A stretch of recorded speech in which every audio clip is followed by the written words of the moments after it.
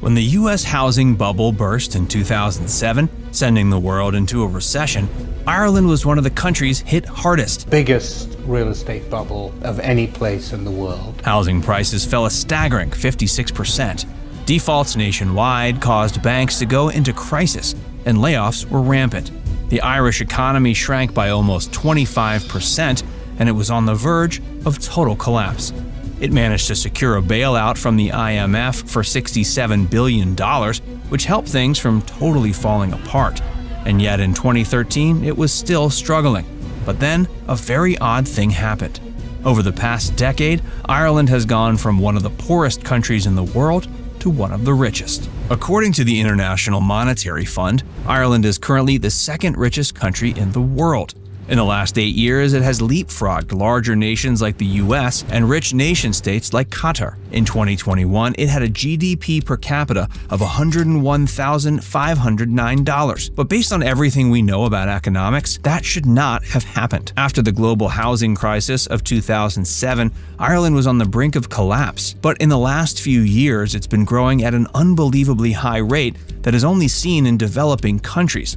Ireland doesn't have huge oil reserves like Norway or countries in the Middle East. It also doesn't have traditional wealth that has rebounded, as with countries like Switzerland. And it's not a tiny nation like Luxembourg, whose small population helps keep per capita GDP much bigger. So what's really going on? Ireland has a long history of economic struggles, dating back hundreds of years. Before it gained independence from England, it had a series of famines that wreaked havoc on the people. The most well-known was the Great Hunger in the mid-1840s. Roughly 1 million people died and another 1 million fled the country. Things didn't get any better after they gained independence from the British in 1922. While Ireland had earned freedom, it suddenly found itself in a dire situation economically. Up until then, it was a country primarily consisting of subsistence farmers. There was very little economic infrastructure set up at all. And the only trade it had previously done was with its now sworn enemy, England. So at that point, the only immediate expansion it could hope to have was by growing its agriculture industry and hope to begin trade with other countries. But archaic land ownership laws made that increasingly tricky. Basically, when a farm owner died, the land was automatically and by law divided up between his sons. That meant any farm that could potentially experience growth was suddenly made up of multiple farms a fraction of the size. As the Great Depression era descended on the world, Ireland was in no position to grow its economy because, like most countries globally, it was suffering from the devastation of the Depression. However, they soon noticed one country in particular was seeming to do okay: the USSR. Since the USSR had a strictly isolationist trade and economic policy, it was somewhat more immune to the dips and bumps of the global economy. So the Irish government decided they'd adopt that kind of economic policy. Rather than try to take advantage of its ability to make moves outside the British monarchy and set up trade relationships with countries around the world, they adopted a strict USSR-style isolationist system. The government banned foreign investment and seized any major corporations it could find. This was a poor decision for many reasons.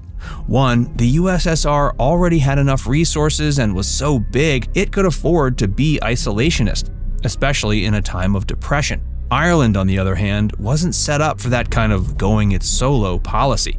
It didn't have the kind of mass agricultural food production it needed to fully subsist on its own. And even if it had, there wasn't enough of a domestic workforce to provide the country with the industries it needed. And as economists have long pointed out, isolationist economic policies will most often lead to disaster in the long run, regardless of where a country started. So Ireland slid into an even worse economic situation than it had been before independence. Things got so bad, 500,000 Irish citizens fled the country. And what's worse, when the world experienced an economic boom after WW2, Ireland missed out on it because of its existing protectionist policies. Speaking of boom, why don't you smash down that subscribe button while you're here? After missing out on this boom, Ireland's government finally realized they needed to change things up. So in 1958, they adopted sweeping changes to their economic policies. They began allowing corporations held by the state to become privatized again. And they lifted the bans on trade and foreign investment. They also set up the Shannon Free Trade Zone, where foreign companies received special tax incentives on both their profits and their workforce. It was the first free trade zone in the modern world, a place where goods and profits were given specific and advantageous customs regulations. In other words, it was a great place for multinational corporations to operate from. Ireland also made big cuts to its corporate tax rates and gave out substantial grants to companies that incentivized investment.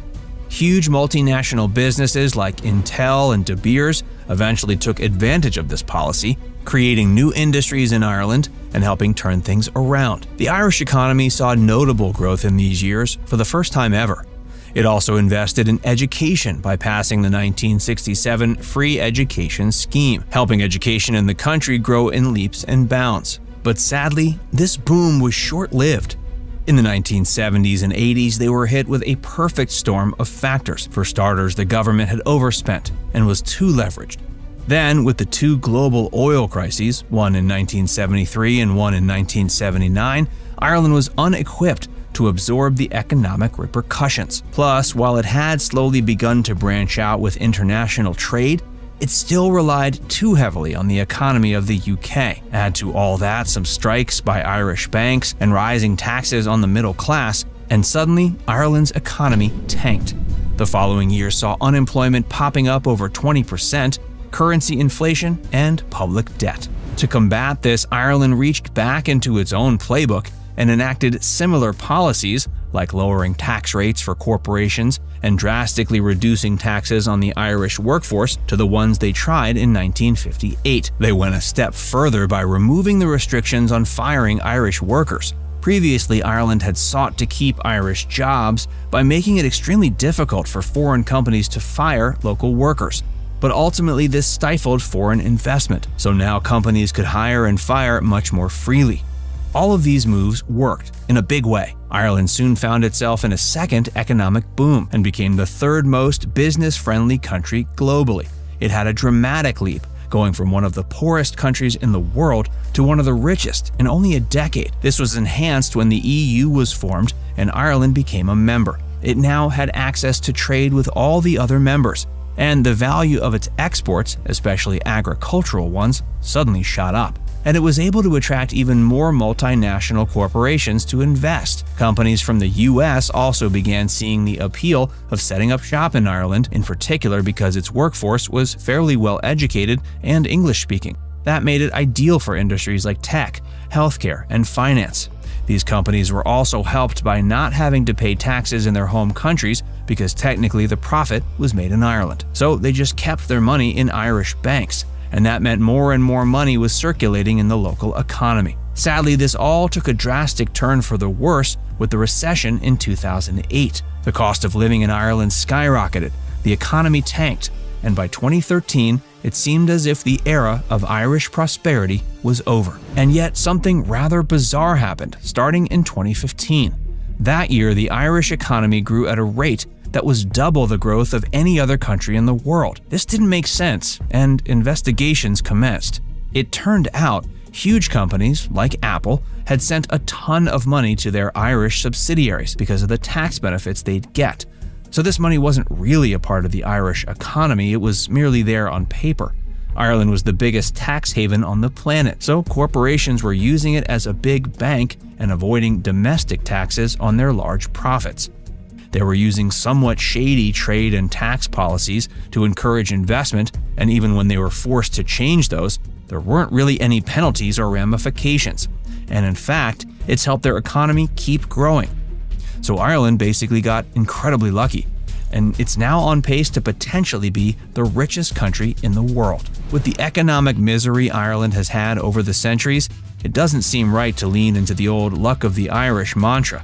And yet at the moment, it seems like Ireland is experiencing a boom unlike any in its history. And it has both sound economic decisions and some luck to thank for that. Have any thoughts about the future of the Irish economy? Pop them in the comments section. Why don't you smash down that subscribe button while you're here?